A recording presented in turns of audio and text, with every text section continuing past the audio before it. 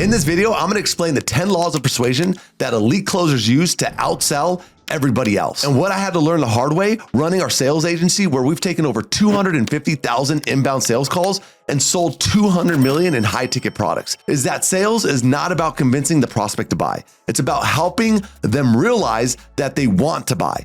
And that's what these 10 laws will help you do. Number 1 is the law of clarity. People do not resist decisions, they resist confusion. If your prospect does not have a crystal clear understanding of their problems, the negative impact of those problems, and what happens if they don't solve them, then they won't have enough clarity to move forward. This is why our logo at onecallclosers.com is the domino. Every domino can tip over a domino that's 50% larger than the next one. So what this means is that I can knock over one domino, and then by the 23rd domino, that domino could tip over the Eiffel Tower. And you can do this in sales with clarity. Clarity is that number 1 domino. So if I have Bob on the phone and Bob wants to grow his personal brand, I have to give Bob clarity on what is going on in that situation. For example, I could ask Bob, hey Bob, what have you tried so far to grow your personal brand? I've tried YouTube, I've tried buying courses in the past, and I've even tried going out there and seeking out mentors. Now, my next move is to get more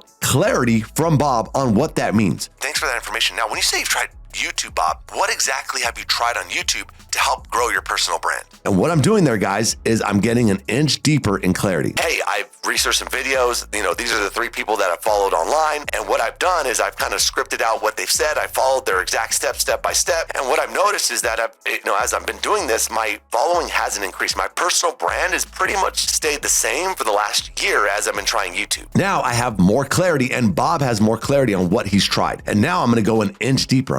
Whoa, Bob, you've done this for over a year? Wow. Every time I go an inch deeper, guys, what happens is Bob gets more clarity, but clarity starts creating urgency. Why does it create urgency? Because Bob starts to understand that everything that he's doing is painful. It's like, wow, I've done this over a year. I'm reiterating it. Wow, Bob, you've done this over a year. Bob, tell me why it hasn't worked. And as Bob tells me why it hasn't worked, Bob's getting clarity on why it hasn't worked, and he's getting into more and more pain. And that pain is driving more clarity and more urgency. Number 2 is the law of decision. Most salespeople try to get the prospect to say yes. Real closers make the prospect clearly decide yes or no. You should be hunting for clarity and therefore a decision, not a commission. Because the worst thing for both of you is that the prospect is stuck in a miserable maybe. This is where the prospect gets off the call, and even though they needed your help and you could help them, they simply didn't move forward because you didn't create enough clarity in the prospect's mind. When I first got started in sales, I didn't realize that sales was about getting a yes or a no. I thought sales was about getting a yes decision. And so because of that, I was stuck in the cycle of trying to convince the prospect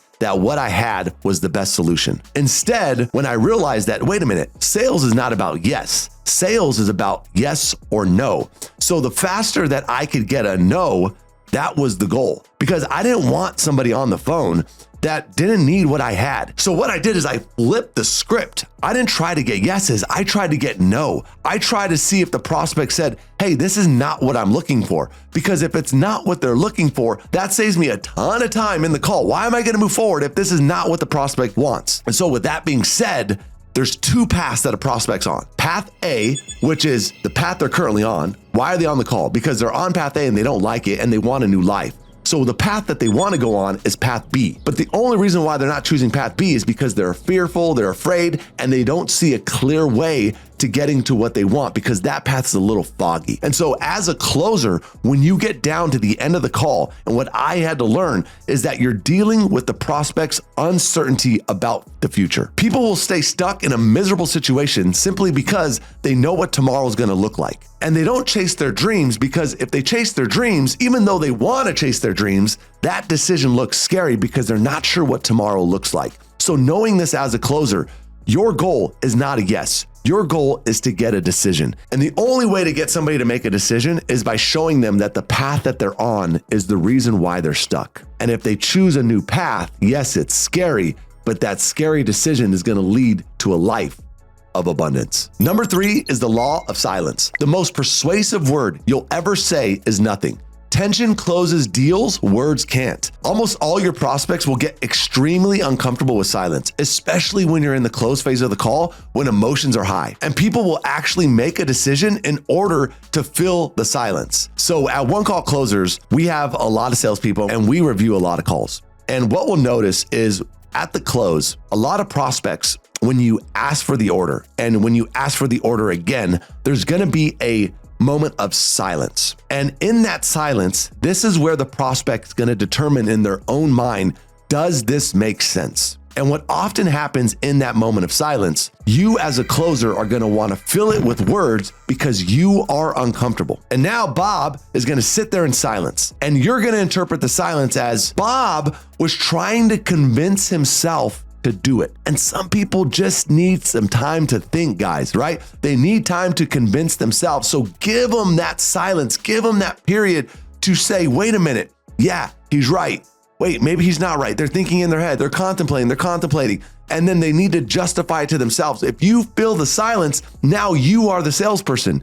You are trying to convince them when really the prospect needs to convince themselves using silence. Let silence be there. Number 4 is the law of detachment. We've all heard the term commission breath, which is where the salesperson feels like they need the sale. And this neediness then shows in their words, their tone, and their body language. This is a one-way ticket to losing the sale. The moment the prospect feels like you need them more than they need you is the moment you lose control of the conversation. Whoever needs the deal least controls it completely.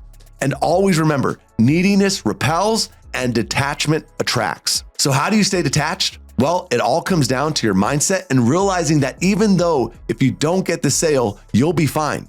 You're not gonna die. What I always think about is the prospect came to me. You didn't go to the prospect. If you're in high ticket sales and you're taking inbound calls, realize the prospect needs you way more than you need them. You have a solution to their problem. They need a solution to what's going on. That puts you in the alpha position. If you need them more than they need you, you have now entered the beta position and the prospect's in control. Number 5 is the law of conviction. Having conviction in what you sell is not just important, it's literally everything. And it's the first rule of sales. Sell yourself first. If you have enough conviction in what you sell and you truly believe that it's worth 100 times more than what you're charging, you don't even have to be good at selling.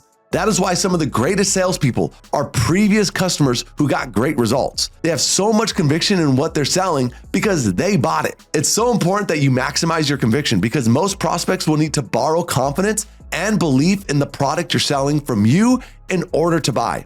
And if you don't have enough of it, they're unlikely to take action. You need to have 100% belief in what you're selling. Not 80, 90, 100% belief that if they buy, their problems will be solved and their life will be better because of it. Number 6 is the law of identity. People don't buy your solution, for example, a weight loss program or a new sales funnel. Instead, people buy the person they want to become. They see a vision of a future version of themselves, and you need to be positioning your solution as a thing that will help them become that new version of themselves. Whenever you're selling features, you're explaining what the program will do.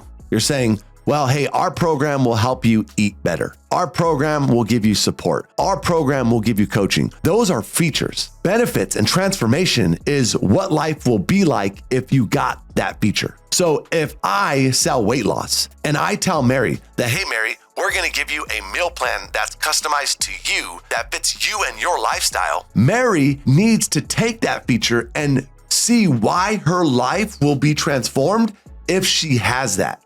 So now the easiest way to take a feature and turn it into a transformation is to add the words so that. Hey, Mary, inside this program, we're going to give you a meal plan that's customized to you, your goals, and it fits into your lifestyle. So that, Mary, when you get the cravings at night, and when you get the urge to yo-yo diet, you can still do that on a day-to-day basis. That's going to be completely fine.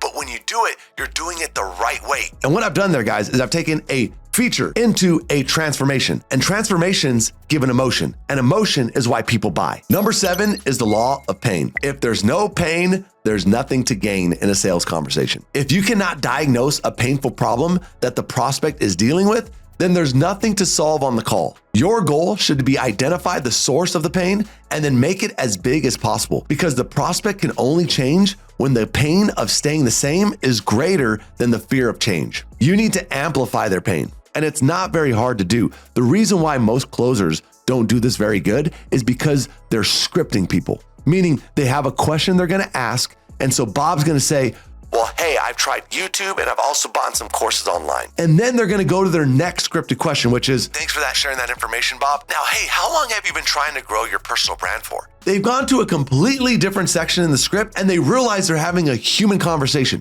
where Bob just gave you pain.